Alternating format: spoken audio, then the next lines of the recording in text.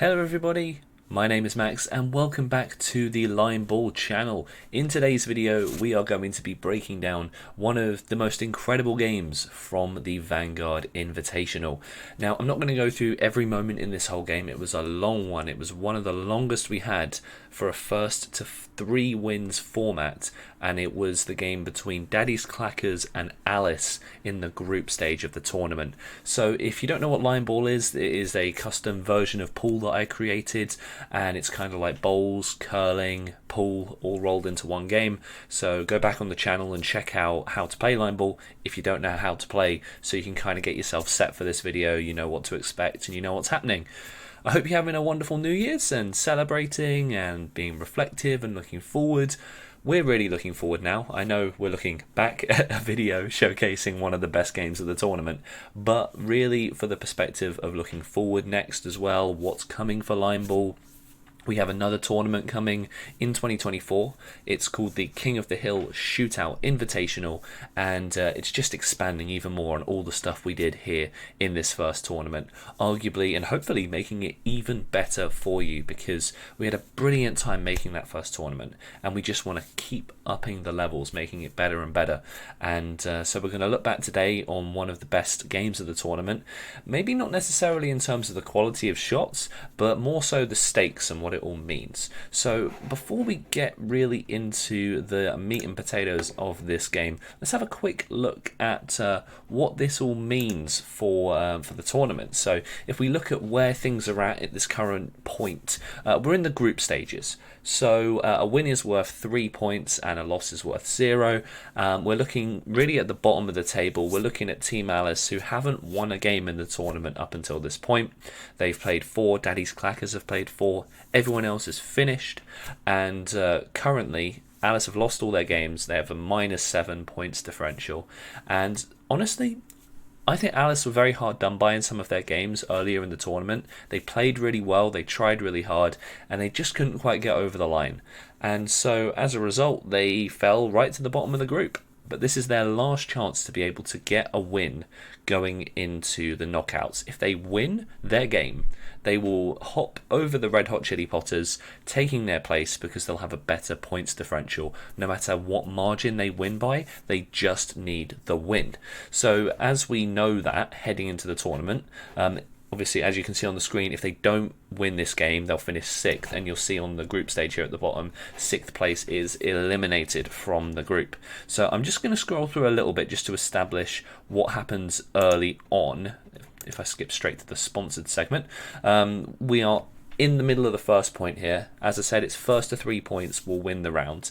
And as you can see from just the setup we're diving into here, all of the points that Alice get involved in are very cagey. We're on a white ball draw condition at the moment, which means that it's run for a really long time. The draw condition being that you need to knock an opponent's ball out of the score zone whilst keeping yours in there. So it's a brilliant shot there that we've just seen from Daddy's Clackers, because what they did here is they knocked this red, which was in the scoring zone, out. It only goes to here, it only rolls a little bit, but it goes out of the score zone nonetheless, meaning that they take the point. Now if we squeeze through a little bit further into the second point of this round, we've also got a very cagey, very close game. You can see the balls so close to the black. I mean, look at this yellow and black here. Obviously Daddy's Clackers have played this shot and got that really close, so just wow for them to be able to sort of hold that position. But Alice here coming in with a shot. They are playing very nicely. They're playing safe shots, but that one's not quite crept into the score zone. As we know, all shots need to be in this area in order to get a point. That's the sort of curling element coming in. You need to have the balls in a space, but you can knock your opponent's balls out. One thing we noticed about this tournament, it was very defensive. There wasn't a whole lot of taking advantage of knocking each other's balls out of play. As you can see, Daddy's Clackers have played a very nice defensive shot here, because if you touch the black, you lose. So it's nice, it's cozy, and Alice have just potted the red, sorry.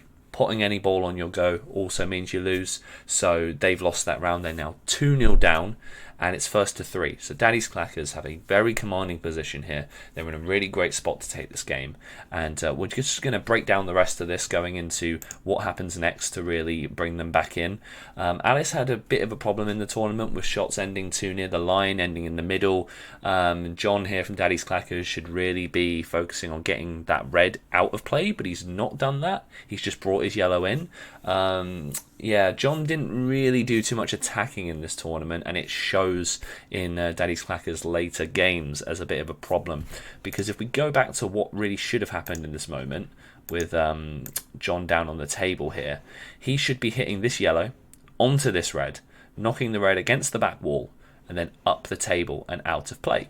Then hopefully the momentum should have the yellow sort of stop and stun here a little bit, and just hopefully creep rolling in and ending somewhere in this area. That's kind of the ideal and what he should have done. But as we see, what he actually does is he just rolls his into the zone, which is fine, but it does give room for either the enemy team, Alice here, so Aditya taking the shot to either attack, or for him to bring both of their balls into the score zone as well. So both teams were a little bit tetchy, but one of the reasons I think there wasn't too much attacking in this tournament was just the risk of it all. If you play a bad attacking shot, you can lose your points. And Anki there has played a shot very short. It's ended very poorly right in this position.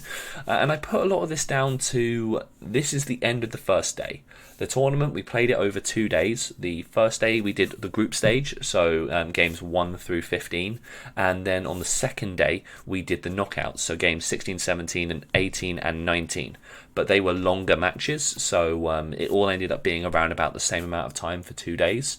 But this was right at the end of the first day, and everyone was exhausted from playing basically around 5 to 6 hours of non-stop line ball.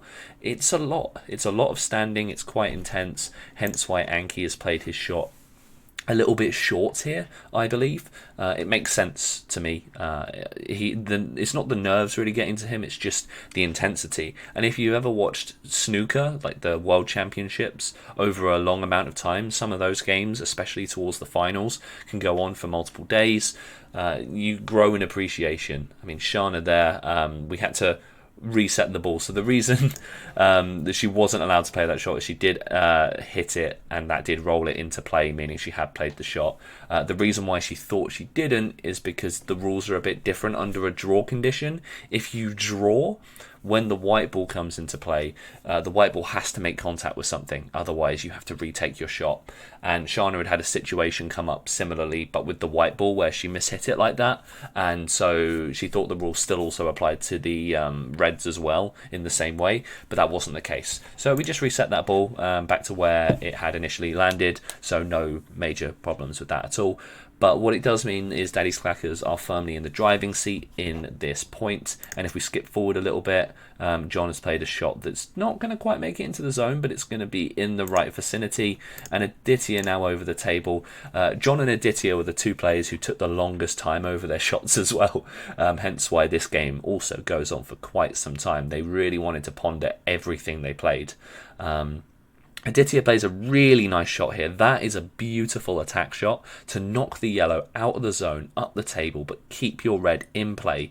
Then puts them onto 2 points. And it put the pressure on Anki to try and bring 2 of his into the zone. He's done one, but not the other. And I always feel with line ball, if you kind of get behind in the scoring, you're really on an uphill battle to try and bring balls into the zone, to bring your team back into it. So Aditya's shot there was lovely to make all that work. And Shana has now also brought those 2 balls into play, so they're now 4-2 up. If I was John, what I would be probably doing here is hitting the yellow against this red, stun the yellow here, knock this red up the table. But what he's going to do is just play the yellow onto this and roll both of these in. The reason why I wouldn't do that yet is because I would probably save it until this last ball here to bring both of them in. That's because this red is in a very vulnerable position, but Alice, in their next shot, could maybe secure it, next to a corner, next to a rail, by the black. The more secure a ball is against a cushion or a rail, the harder it is to remove from the scoring zone. So whilst it's in a vulnerable position, I would consider this red very vulnerable.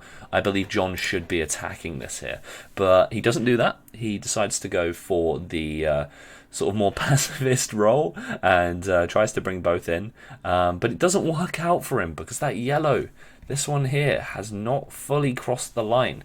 It has stayed too much onto the other side of the table. So the way we decide whether it's in or out is majority ball, and the majority of that ball was not in the scoring zone.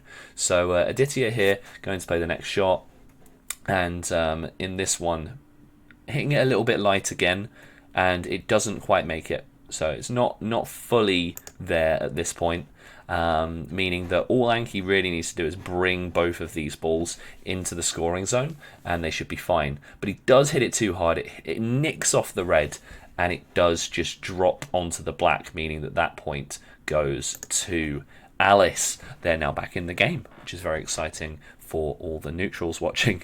A nice shot there from Shana, although again, as we've said, it's very vulnerable. It needs to be near a rail or a cushion. John should be attacking this. He chooses not to. He chooses just to play safe.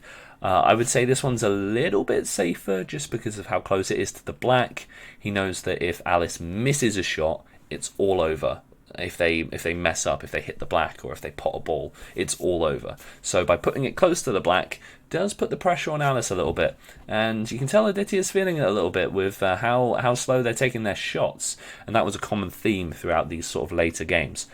That is a much nicer shot, nestling the ball right against the cushions there, but Anki's also nice, just close enough to the cushion to make it not too much of a hassle. But there is still room for Shana to attack this.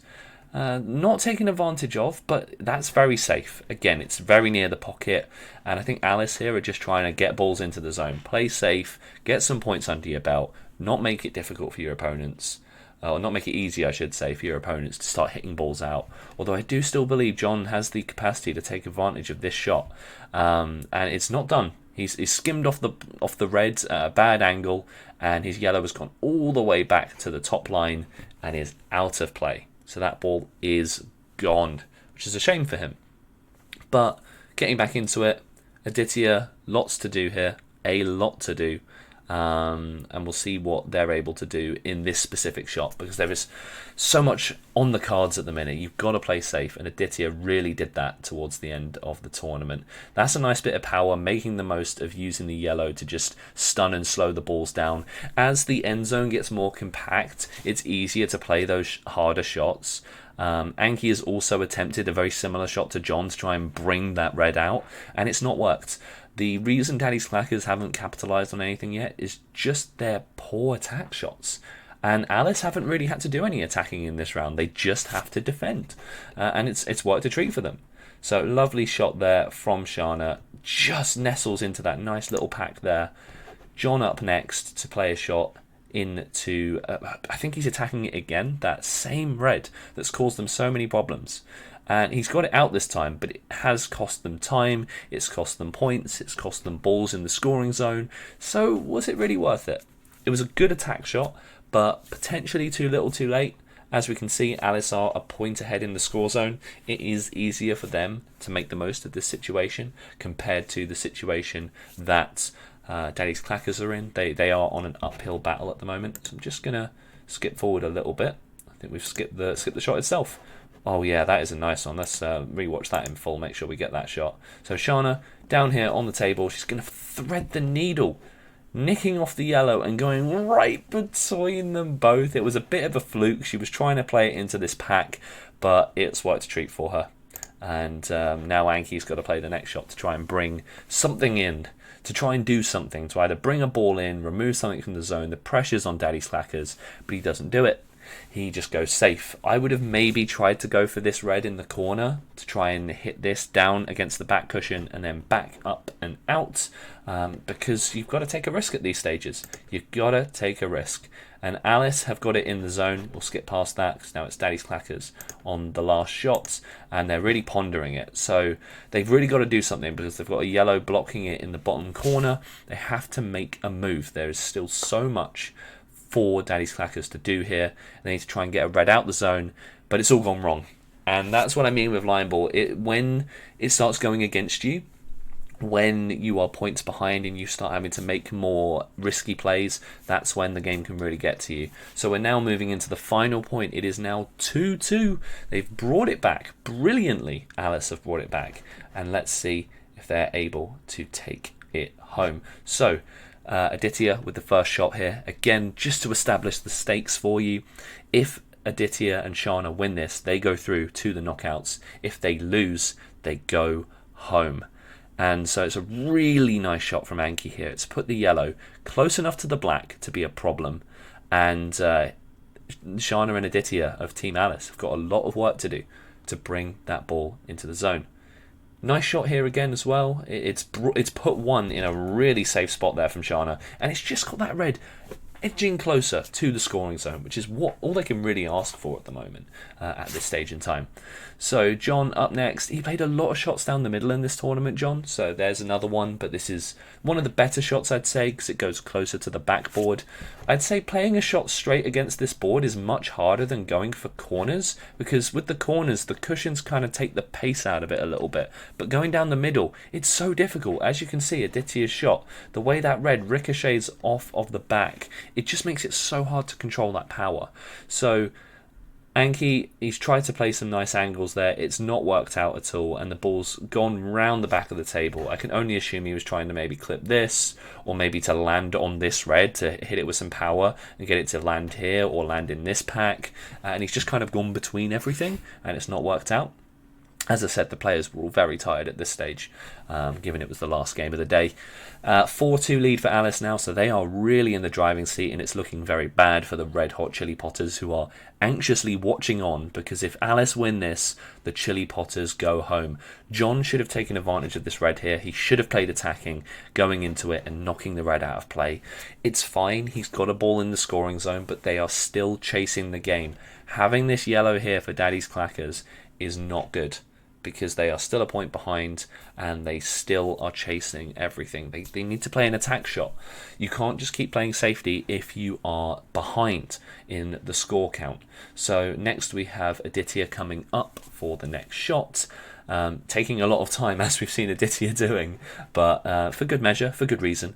And a nice nestled shot into there. That's also meant that Anki can't really go into the back and knock these out, because there's a chance that the ricochets could lead to unfortunate results. He's going to go for it anyway, and he ends up potting the red in the corner. Therefore, Alice stay in the tournament. And if we look at the updated table here at the end, Alice, 5 games played, 3 points, a -6 point differential, and they went through to the knockout stages off the back of that game. What a wonderful performance from Alice. A brilliant, brilliant highlight of what makes line ball so special to play. So I hope you've really enjoyed this video. I hope you've enjoyed going through all the various bits of the tournament. I've had a brilliant time watching it through with you all. Thank you so much for taking the time to view this. If you enjoyed it, subscribe. We've got so much more coming. The next tournament will have even more updated graphics, more clear visuals, more commentary, and just even more depth. 2024 is going to be an even bigger year for line ball, and I hope you'll be a part of the journey. So my name is Max, thank you for watching, and we'll see you in the next video.